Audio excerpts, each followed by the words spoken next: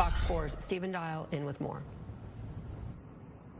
Either way you slice it, Governor Abbott still has a lead, and we talked to a political scientist who said if Uvalde and the Dobbs abortion decision didn't give Beto a bump, neither did the debate. What will when early voting starts in 2 weeks?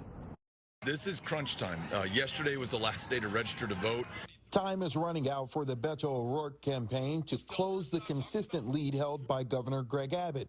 The post-debate poll from Marist shows nothing has changed. They have been flatlined in the governor's race for months now. That was the reaction from Governor Abbott while in Dallas Wednesday, talking about all polls looking similar for months in the race for Texas governor. The first post-debate poll by Marist showed Governor Abbott with an 8-point lead among those who say they will definitely vote on Election Day.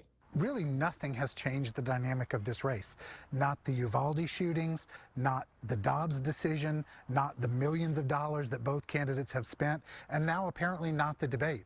This week, the O'Rourke campaign touted outraising Abbott in the latest campaign filings. With 2 weeks until voters can begin choosing who they want to be the next governor, SMU political scientist Matthew Wilson says the dollars don't matter as much.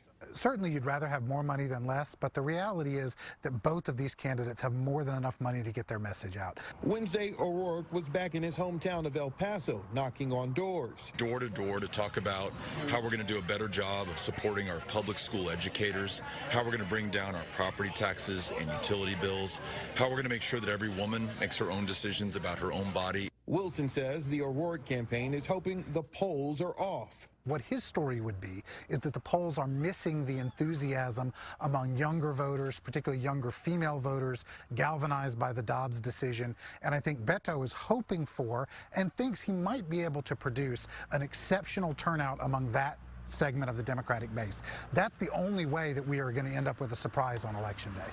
As for Governor Abbott, he's hoping to build off momentum from Hispanic voters along the border frustrated with illegal immigration. That's why you're going to see some Latinas who are running for Congress who are going to be elected to seats that have historically been held by Democrats in the United States Congress down in the border region, and why you'll see that I will be winning some border counties this election cycle, something that I'm not sure any Republican governor since Reconstruction has been able to do.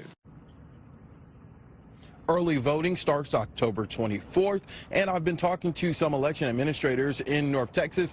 All of them have said that mail-in ballot requests have been down, some citing distrust in the election process following 2020, others saying that we're in post-pandemic and more people are planning to vote in person.